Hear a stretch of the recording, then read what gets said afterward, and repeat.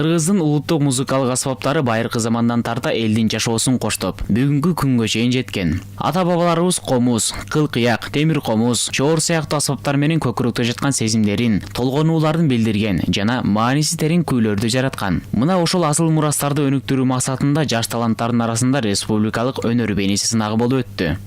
Мына биз сиздер менен быйыл 3-чү жыл 3 жашка чыгып алып, кичине тамтың басып, ошо кичинекей болгон өзүбүздүн сынагыбызды силер менен чогуу өткөрүп келебиз.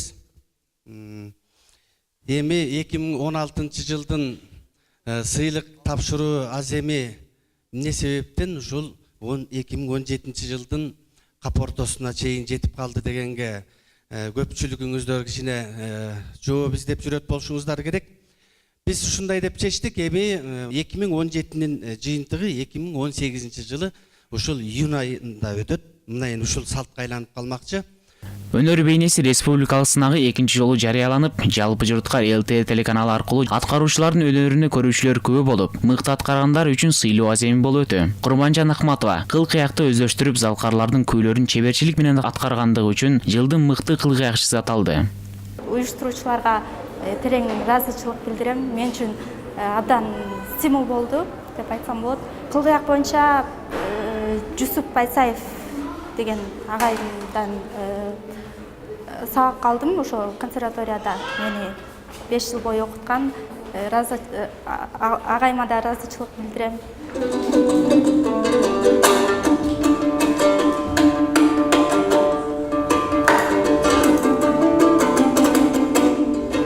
Сынактын талабына ылайык аткаруучулар эки чыгарманы улуттук асбаптардын коштоосунда аткарып, ага калыс тартуу баа берип, жыйынтыгында өзгөчөлөнгөндөргө акчалай сыйлыктар, дипломдор жана атайын бейне өнөрүнүн статуэткалары берилди. Жылдын мыкты чоорчусу Саламат Жумадилов, жылдын мыкты ооз комузчусу Азамат Акбагышев, жылдын мыкты комузчулары Улукбек Эркалиев, Бекмат Өмүрзаков, Алтынай Белекова, Элмира Курманалиевалар аталса, жаш калемгерлер арасында сезим күүсү деген номинация боюнча Бердибек Жамгырчиев ээ болду. Муздак жолдор алыстан сөөмөй кезеп турганда ысыгыңа орой бер, суугуңа какшатпа. Анан бул конкурс албетте биздин баягы жазма акындардагы сыртта калган жок. Ушундай мондай статуэтка, диплом жана акчалай сыйлыктарды алып кубанып турган чагыбыз. Бул албетте баягы көңүл сүйүнөрлүк, жүрөк жылырлык көрүнүш десек болот. Себеби кайсыл тармак болбосун, баягы чыгармачыл жаштарга дем берип турган, стимул берип турган албетте бизди өстүрөт.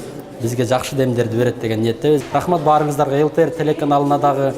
Устатым мыкты комузчу, маданият мыкты кызматкери Нурзат Оразалиева. Ушул устатыма рахмат айтам.